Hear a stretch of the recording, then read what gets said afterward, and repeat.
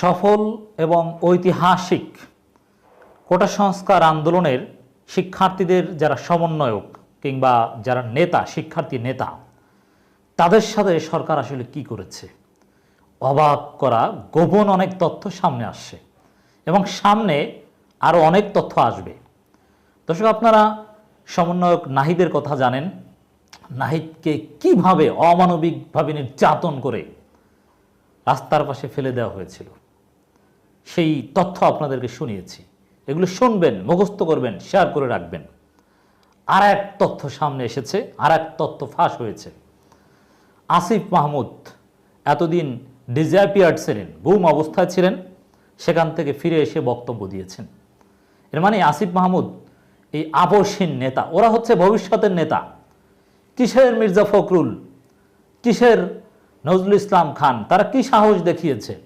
আসিফ মাহমুদ নাহিদদের সাহসের তুলনায় তারেক রহমান, মির্জা ফখরুল, নজরুল ইসলাম খান, রুহুল কবির রিজভী, ওদের সাহস কিছুই না।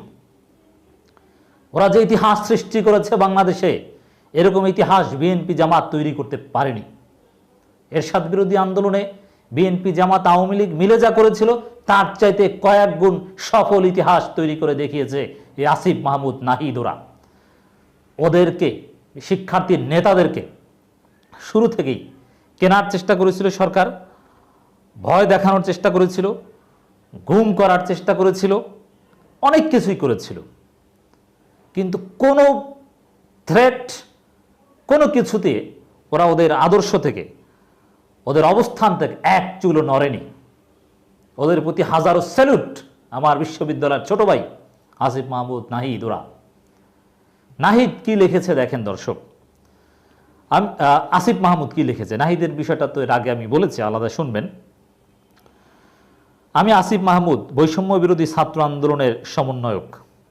গত শুক্রবার 19 জুলাই রাত 11টায় আমাকে হাতিরঝিল মহানগর আবাসিক এলাকা থেকে তুলে নিয়ে যায়। আন্দোলন স্থগিত করার ঘোষণা দেওয়ার জন্য চাপ দেওয়া হয়। না মানায় ইনজেকশন দিয়ে সেন্সলেস করে রাখা হয়। এই 4-5 দিন যতবার জ্ঞান ফিরেছে ততবার ইনজেকশন দিয়ে সেন্সলেস করে রাখা হয়। 24 জুলাই বুধবার সকাল 11টায় আবার এই একই জায়গায় চোখ বাঁধা অবস্থায় ফেলে দিয়ে যায়। এখন আমি পরিবারের সাথে হাসপাতালে চিকিৎসারত আছি। এই কয়দিনে যা ঘটছে তা জানার চেষ্টা করছি। কিছুটা সুস্থ হলেই সমন্বয়কদের সাথে কথা বলে আন্দোলনের বিষয়ে বিস্তারিত বলবো। এক এক সময় এক একটা কথা আমরা দেখেছি। কখনো কখনো দেখেছি যে শিক্ষার্থীদের পক্ষ থেকে গণমাধ্যমে 9 দফা দাবি পেশ করা হয়েছে, যেখানে শিক্ষার্থী হত্যার দায় নিয়ে প্রধানমন্ত্রীকে ক্ষমা চাইতে হবে বলা হয়েছে, ওবায়দুল কাদের স্বরাষ্ট্রমন্ত্রীকে পদত্যাগ করতে হবে, নানান দাবি ছিল। ছাত্রলীগের নেতাদের গ্রেপ্তার করতে হবে। আবার কখনো শুনি 8 দফা। মানে একটা বিভ্রান্তি সরকার সৃষ্টি করেছে। কিভাবে তৈরি করেছে বিভ্রান্তি? এই আসিফ মাহমুদ, নাহিদ ওদের গুম করে। তো এই আসিফ মাহমুদের সাথে যা করা হয়েছে, আসিফ মাহমুদ যেটা লিখেছে, তুলে নিয়ে যাওয়া হয়েছে। এরপরে কয়েকদিন পর নানান নির্যাতন করে, যখন চাপ দিয়ে অচেতন করে ইনজেকশন দিয়েও চাপ দিয়ে কোনো কাজ হয়নি, তখন চোখ বেঁধে ফেলে রেখে গিয়েছে। নাহিদের সাথেও সেম থিং হ্যাপেন্ড। এখন এটা কারা করেছে? জনগণের বুঝতে কোনো অসুবিধা আছে? আমরা তো বলতে পারবো না কারা করেছে। কারা করেছে? ফেরেশতারা করেছে না জিনেরা করেছে? বদজিন না ভালো জিন? দেখেন, কারো সাথে কিছু হয় না। ছাত্রলীগ, যুবলীগ, এদেরকে কেউ তুলেও নিয়ে যায় না, এদের বিরুদ্ধে কেউ বলেও না সরকারের পক্ষ থেকে, এদের কেউ গ্রেপ্তারও করে না। সব দোষ বিএনপি, জামাত, শিক্ষার্থীদের। আর ছাত্রলীগ, যুবলীগ এরা দুধের ধোয়া, এদের কোনো দোষ নাই।